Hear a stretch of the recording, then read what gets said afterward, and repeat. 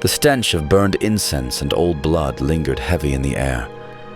Deep beneath the streets of a forgotten city, where no sunlight had shone for decades, black candles burned. Their flickering light danced across walls of ancient stone, soaked with centuries of blasphemy. A shadow descended the stairs. Each step rang like a verdict. 3 eyes glowed like burning coals, and from his brow curved horns of fire, scars as if hell itself had branded its mark upon his flesh.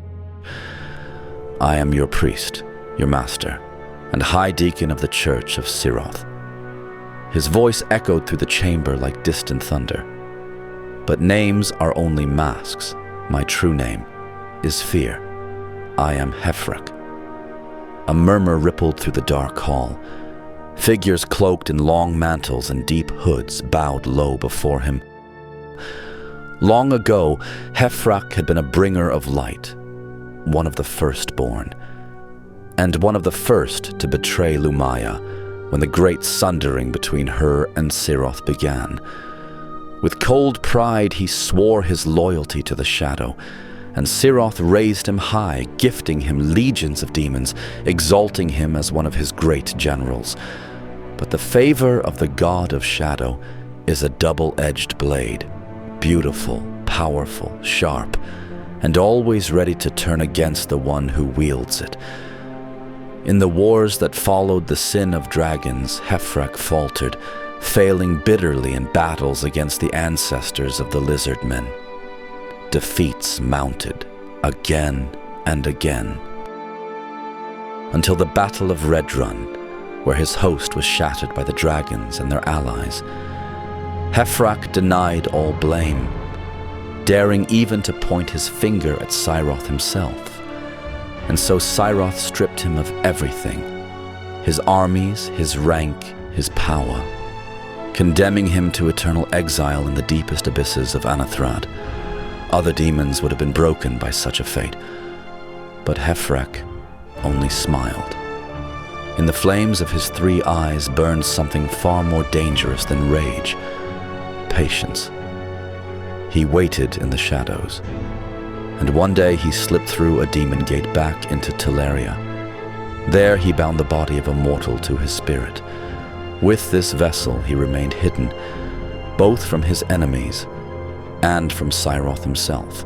In Teleria he no longer walked as a general, but as a priest. And as a priest he unleashed his truest gift, the power of words. Words that dripped like venom into the hearts of men, words that crept like rot into the soul, filling it with darkness. As a mortal priest he gathered disciples, teaching them of Siroth's power and of the glory of his most loyal servant Hephraak. One night, beneath a blood-red moon, he led his followers into the hell realm of Anathrad. There he offered them to Siroth, their souls and bodies sacrificed in his name. Hephraak revealed himself in pride before his master. Siroth accepted the offering, but did not return his armies. Instead, he saw his true potential and let him work. Thus, a fallen general became a high priest of darkness. For centuries, Hephraak's web of shadow spread unseen across Teleria. In catacombs, in ruined temples, in cellars beneath the free cities, his cultists whispered the litanies of Siroth. And sometimes, when the hour was right, they rose up, and those who refused to kneel before the black idols vanished upon the altars of sacrifice. But the warriors of the Sacred Order and the burning faithful of Lumaya were not blind. They sensed the shadow growing in their lands, and soon they knew the name of this evil. They knew if Hephraak fell, the secret advance of the demons would falter. Yet Hephraak, cunning as he was, always slipped away. In battle, he was no easy prey.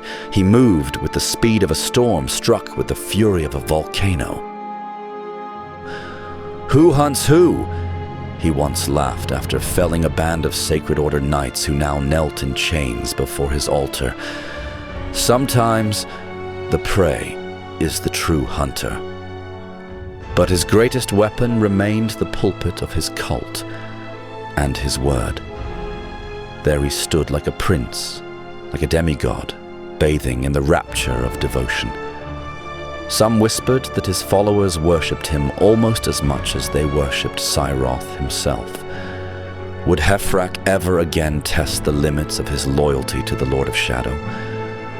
To this day, he walks in Teleria's twilight, between flame and darkness, and with every breath he weaves his tapestry of fear, faith, and betrayal, until the day comes when the flame of darkness consumes all.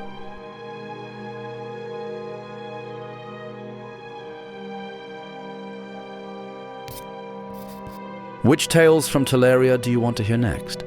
Just let me know in the comments. And if you like the stories, I would be very happy about a like or a subscription. That way you support me and this channel.